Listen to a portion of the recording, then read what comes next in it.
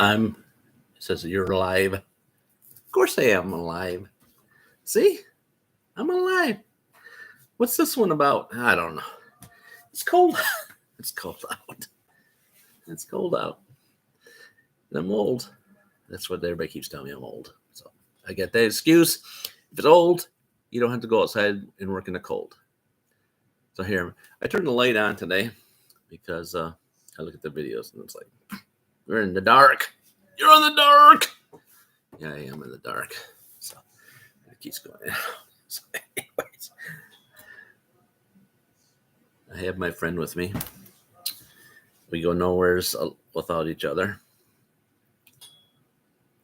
And so I'm going to I had like one person say, yeah, fire those videos, fire those stories at their places you worked at. And that's one person said that. So I just running with it. So see, if I don't scratch and I don't do this a few times, this is not a video.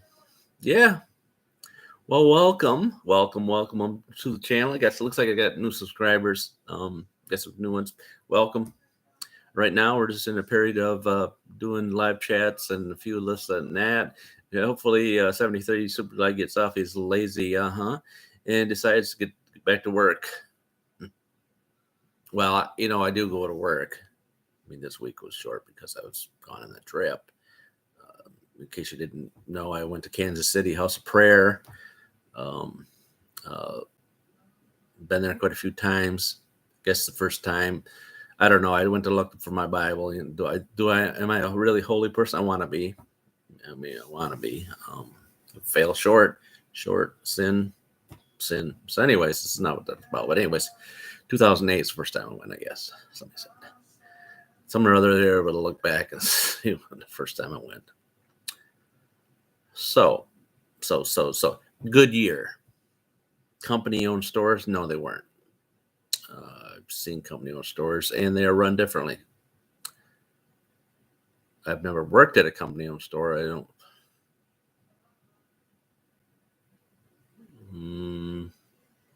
How you like this light, huh? Maybe if I back off, it won't be so bad. Company-owned stores. I don't believe I worked at any company-owned stores. They're like, well, how many did you work at? Well, Rochester Hills for a short period.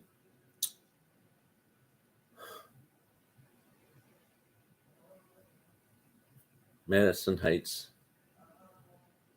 which is 14 Mile and 75.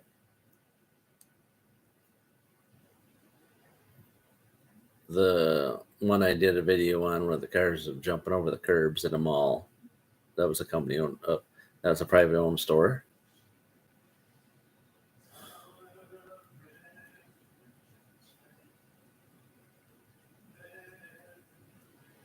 I think that's it, but it could have been another one.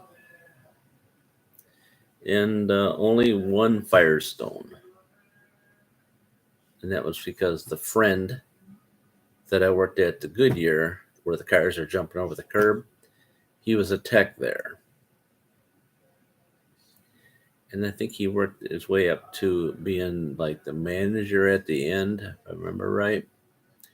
And so he worked at a Firestone. Did he work in there? So, anyways, they needed a manager for a period of time before they brought in an idiot. Just saying. Idiot from way long ways away. He came from like Wyandotte or something.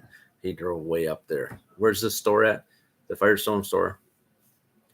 Warren. So it's a long northern Warren. You know what I'm saying? So long ways. He had a long ways drive. He was almost an hour. I think you remember a conversation with this guy. This guy's name is Lauren. What does that got to say with anything? I don't know. I guess there's some good Laurens. Anyways, so I met this guy. So he wanted me to come in and help him.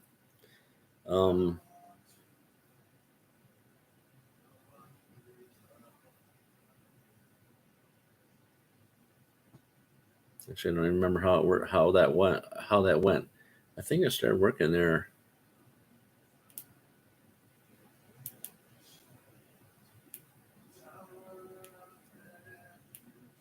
Just like 1 or 2 days a week because I was watching my son, and they didn't have much work. It was on and go, on and off. Most of their work was not cash; it was all credit card. So if you applied for a credit card, Firestone credit card, then you get your cars repaired there, and then you make the minimum payment, or you don't make the payments at all. All right, so sorry. Wow, that's how it works with me. Boom, over there. A good year. This good year was run by a family. You say like a family, yeah.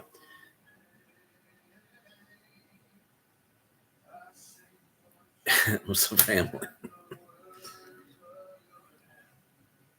The owner, he didn't. I think he was just leasing a building. I guess I don't know that much in the depth. I can tell you the characters. Let me tell you the characters here, okay? The characters. Oh, shoot. Okay, so we got the dad, the son. Okay, the dad was the bookkeeper. He was like, if you go in the front door, there's a showroom of tires, the counter. Behind the counter, there's a wall. Behind the wall, his grandpa that does the bookkeeping. And so he made sure that everybody got their fair share of what they worked, the work. And so, how many guys repaired? I came in because they needed somebody to do, like, come in at 10 o'clock and work to 8. And they couldn't find anybody. And I was looking for work, and I left. Maybe at the end of this, I can probably tell you where was the place I left before. If you haven't followed me by now, my job history, my chain of jobs is if you apply for a job at a place that's fully staffed, you'll never get a job. But if you apply for a job at a place that can't find anybody to work or is there a difficult place to work or goes through a lot of employees, that's where I'm going to work at. So that's where the places I get my jobs at. Wow, this lighting is terrible. So now I turn the light. I got lights above, and now it's going. Yeah, that's pretty much how I got jobs. Yeah, they needed somebody, and they couldn't find anybody, and here I choose me, choose me. Yeah, in the positions, just at least they seem to be a position that somebody would just work there for a little bit and say would leave. But I stuck them out. I stuck them out as long as they can. I tolerate it much longer than it is, and they tolerate me. It's probably the other way around. They tolerate me more than I can tolerate them. Yeah. Okay, so we got Grandpa, we got the son. One of the salesmen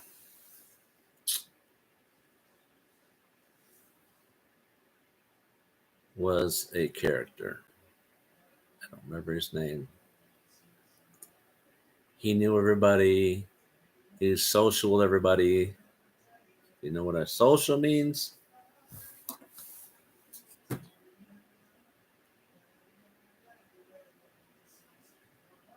So a lot of the people come in there to get things done and not things done were because they were drinking buddies or friends of drinking buddies. Now, don't get me wrong. There's a lot of people that had Goodyear credit cards and dealt with that place for a long, long time that would continue to come back and do business with them. And I didn't pay too much attention to the same people going back and forth because of, we're in the city. And when the city is, it's totally different. You just do your own thing. You don't worry about other people. Now, if you move out of the city, everybody's into your business. Everybody wants to know what you're doing, why you're doing that, how many times you do this and do that. Because I just know I've noticed. I grew up in a small town, real small town. I don't know how big it is. A small town where everybody knew what everybody was doing, and everybody was doing what. Oh yeah, you're like, you're full of it. No, no. I've seen that. I've seen people. I see people with one person and then with the other person, and then that person was with another person, and another person was with a different. What's that got to do with me? Nothing. They're not in my circle. Here we go again, way off. So, anyways, wow, this video's gonna be like that. Apologize. So they're all friends with each other. And all the guys, not me, because I'm an odd duck. I don't make friends with a whole lot of people.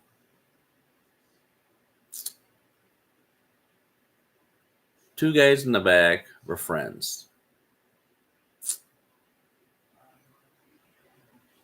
They were drinking buddies.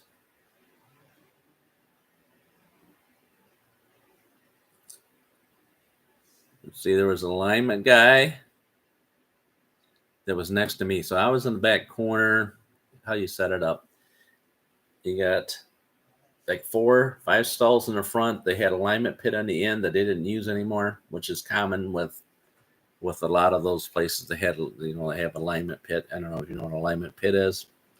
It's a pit where you drive 2 wheels up there and you use alignment quit. And nobody ever used that anymore. It's mainly because I think because they filled full of water and nobody wanted to stand in the water and get electrocuted. Plus, you did rear wheel alignments anymore, and that was just for front wheel alignment. Just maybe front wheel alignments, just adjust the front. We're saying, well, you can't adjust the rear. Well, let me tell you, and these front wheel drive vehicles or 4-wheel drive vehicles, most of them, unless you got a solid rear axle, you'll do alignment. Yeah, you try to get everything to track forward, go straight down the road, and they couldn't do that any longer in that pit. So it sat there. It was a waste of space. It still sat there. I think the last time I left, when I left there back in the 90s, it was still sitting like that. Some places would fill it in eventually and then put a hoist there or something to use that area. But so you had two buddies that sat back. So the front were for tires, service for tires. And sometimes you'd use one of those for like some, I don't know, diagnostics. And then the back row, I was on the corner. And the alignment guy was right beside me. And then the 2 drunks beside him. I'm sorry. But when Quentin Time was, there's not too far away. There was I would test drive and I would see him over there. There's a, like down the road and around the corner and over there's a party store. And they were over there getting some beer, and they'd come over around the back and sit in their vehicles in the back and drink. And so what else do you call them? Occasional drinkers. So I can't remember their names, but I bet I see their faces. One didn't have a driver's license no more because probably that. And a service right service. Uh,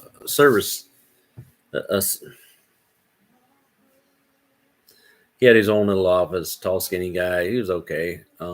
He was into racing cars and I don't know, stuff like that. So he was part of the crowd. You know what I'm saying? He was buddies. He was buddies. What is his position? Just like if you had, you got a ticket, and this is needs all this stuff, and he's unsure about if you even know what you're talking about. Which most of the time I didn't even know what I'm talking about. I don't know anything about cars, but their idea was just to sell, sell, sell. So it didn't matter if you knew anything about cars or not. Hopefully, you kind of fix the repair at the end, and them two guys down there, this is what they wanted to do: bolt on shocks, bolt on rotors, calipers. They're gravy lickers. That's the word, gravy lickers. All they want is the easy thing. Anything to get into any kind of diagnosis thing, but which was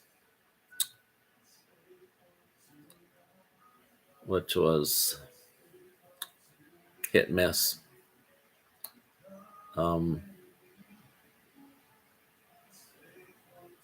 Hit and miss. I don't even know how they hired me. Really, I just did an interview with the boss there, and he just said, "Yeah, I need somebody, and you got your certificates, and I need somebody, and nobody else is knocking down the door, and we ain't gonna pay you very much anyway, so you're hired." So, what was the deal? What did I see? What can I complain about?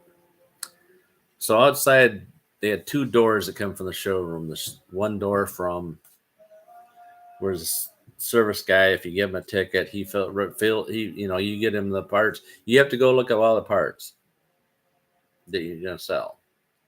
You don't have any prices. All you do is you look up what the parts for them, and sometimes you make a mistake. And I made a mistake enough times that that guy got very irritated with me. But what do you want? So you give it to them. Well, between the two doors, there was a bunch of nails or screws or bolts or whatever there, and they would hang the work orders. Okay. Well, the guy from the front, this is what I noticed. The two guys would go over there and look at the tickets and see what was on there, and then they would hold back,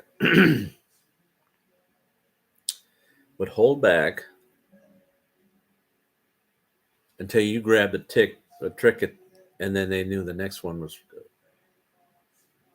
a good one for them. Something easy. I got to remember they've been there a long time, and that's part of paying your dues or ponying up. And what's the other things, guys? They're there over 5 years before I ever showed up. And the other guys, and the Lama guy already knows him. His beef is they would bolt on struts, and then he would have to align it, and he didn't like that. So he wanted to sell a full ticket and do the whole repair and then go on with it. I don't remember his name. Maybe Jim or something. I think his name was Jim. Picture him. Lack of hair in the middle, like I did. Heavy hair on the side. Glasses. Short, stocky.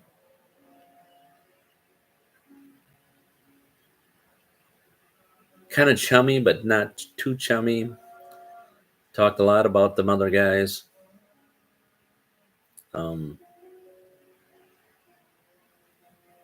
Two tired guys were real buddies, friends.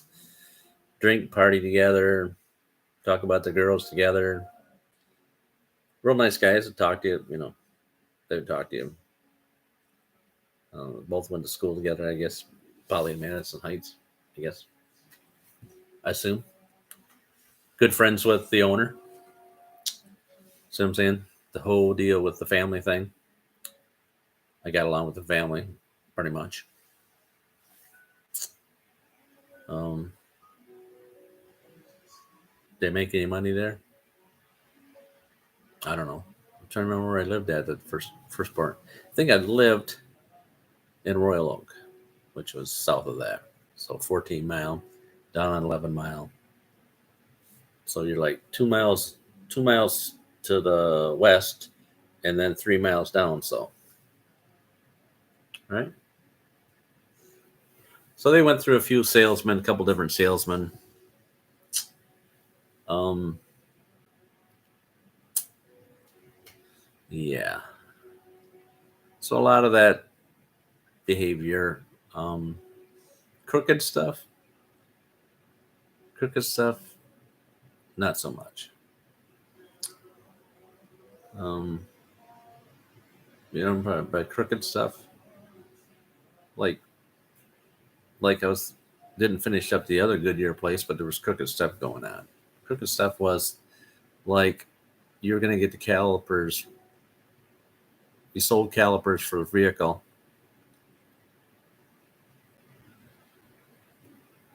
but then you found out you couldn't get them, but you've already sold them.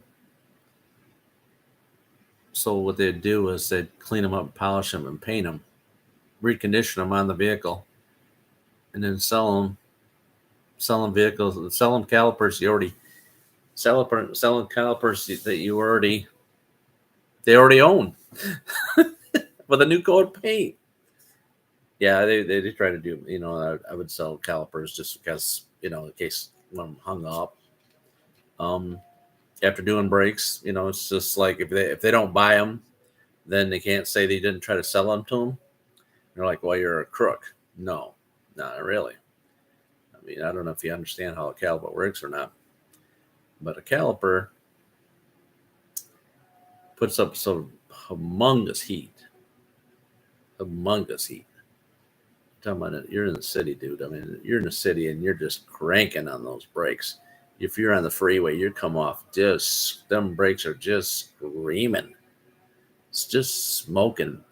And I mean, if you know what a caliper looks like, you got a piston, steel piston in there, in a sleeve, a steel sleeve, and then you have an O-ring around inside there, and then a dust boot on the outside, and it polished nice and smooth inside there.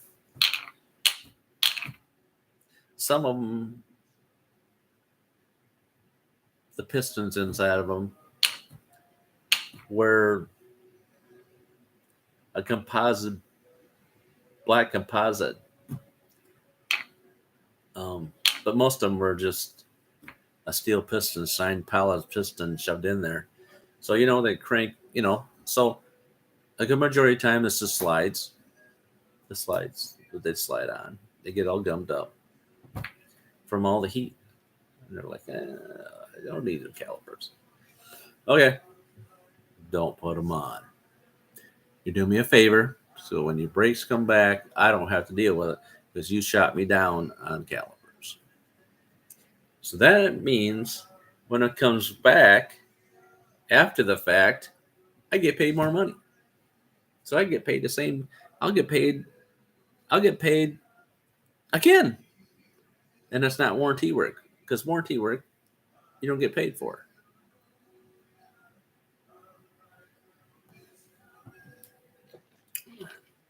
So, anyways, that's what I'm talking about by shady stuff. You always clean up the slides. You try your best to clean them up. You got to remember, you're only getting 1.2 hours to do this job. That's saying that they had the parts in stock before you even started. So you have this downtime. Once you tend the ticket out, once you pull the vehicle in and try to get as much money you can off each ticket, each car, reasonably. Me reasonably. Everybody else would oversell. And I've caught myself doing that too at that one good year. And if they say no, then they say no. Well, you're overselling.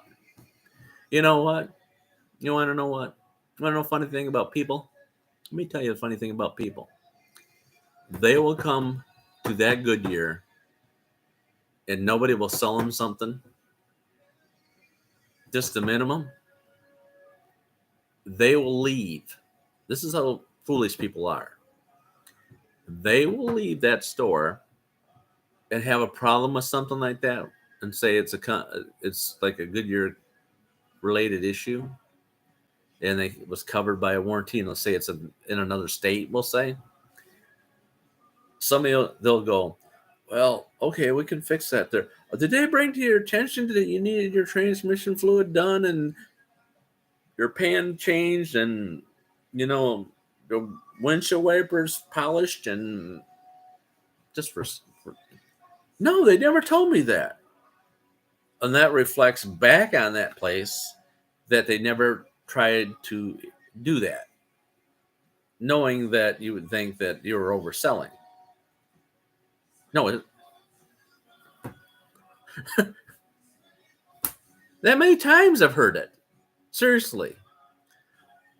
You try to sell the right amount. And if they say no, say, hey, it's just maintenance. And then if you don't want to do it, and then you get these people, all they're doing is take me to the cleaners and blah, blah, blah, blah, blah, blah. Yeah.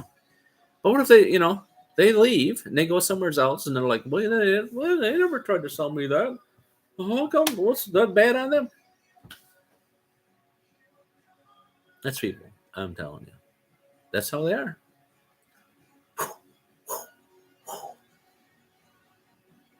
Yeah. So, anyways, that's what that store was like. No shady stuff. Worked long hours. Worked, from 10 to 8. The guys were drunks. One guy was driving cars around. He was driving cars around without a license.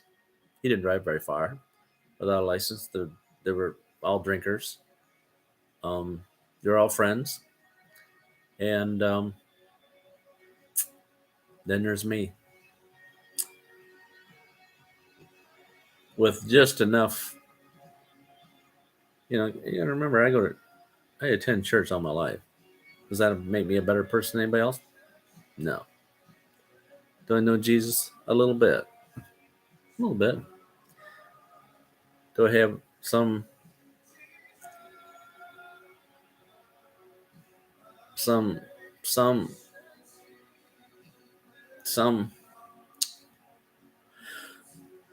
morals? Yeah. Do I like to make money like anybody else? Sure we do. Do we like to get our 40 hours a week when we work 45 hours a week? Probably. You know what I'm saying? It helps. Do you like to go in there and work? Would you like to go in there and work 40 hours and get and ticket out 60 hours a week? Yeah. They had a bogey, like you're saying, a bogey that was to get the maximum amount of money. You had to get a bogey. That's what they called it, which was sell, and then you would get something at the end. So when you have them selling, and they didn't want to sell, or they did sell and people shot you down, I was never making that. I think I made it 3 times there. A good salesman is a good thing. Most of them just would say to you when you said something like this, so like, oh, they just want this done. What's that mean? You're not going to spend the extra effort? You're not going to try to upsell them? I mean, this is stuff that needs to be done. So, yeah. So it was like driving there, getting this many hours, doing this, that, and the other. I don't even know where I left from there, but it was like a long shot. It was like a long shot. It's like, if you can leave this place here. What was it? I don't even know. I don't even know. I want to say that I haven't actually left that place to go to that Chrysler dealer. That was just because they're like, "What are you doing? What are you going to a Chrysler dealer? You got an opportunity to go to a Chrysler dealer. They want to hire me. I don't know. Let me try it. They got obviously they needed more help, so they really have a lot of work. You'd think they want to bring me in so I can do all those recalls for them. Put me on a crappy hoist in a bad location. Going to give me some training so they could prove to the Chrysler that I'm intending to be certified through Chrysler to work on some Chrysler vehicles. I mean, the guy beside me was doing Chrysler training, and he had a lot of training in. And I'm thinking that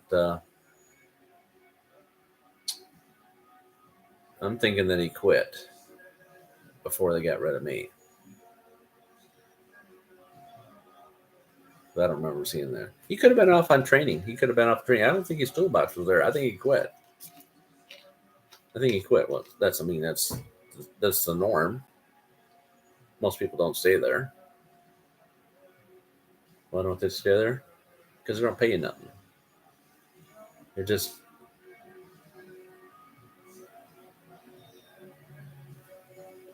anyways. There's 31 minutes into this one. Nobody even popped up. It's a Thursday. So there's my experience with the Goodyear one. That was pretty calm. That other good one was pretty calm. I can do the next one on the Sunoco gas station with the Romanians. Well, that's also an interesting one too. I wish I knew what they said when they talked. When they're talking in English to you, and so you knew what they're saying, and then all of a sudden, out of blue, they just piped off in their own language when you think they're talking about you. Well, you felt. If you didn't know it, but when you felt that they were talking about you, or they didn't want you to know what they're talking about. So, anyways, I'm listening to the House of Prayer in the background. Oh, somebody thought this was funny. I don't know. My other option is to go outside in the cold and cloudy. It's Michigan. I was in just about Southern Brothers State, and everything is fully blooming fully blooming. Grass is green. And grass is green here too. We need rain though, bad. And all we got was this little mist yesterday. Somebody was telling me, it's like, where was I at the store? Oh yeah, it's supposed to be warm tomorrow than today, and yeah, we got a lot of rain. So we didn't get no rain, like just a little. On I could go spin in my window. So much rain we got yesterday.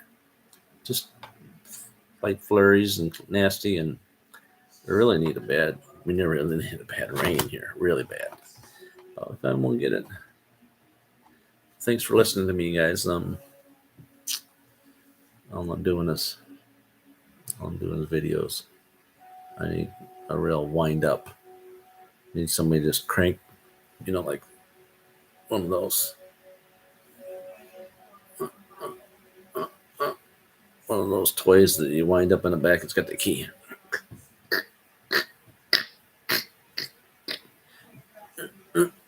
I need one of those. Huh? I don't know what my problem is. I think I'm just lazy. Like, I don't know. I'm not alone here.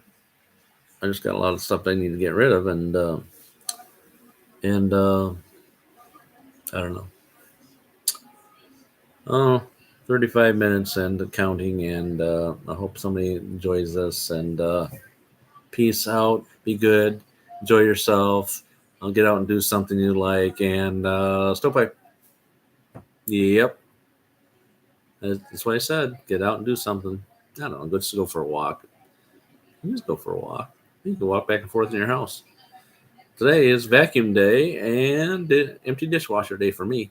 Bye. Bye.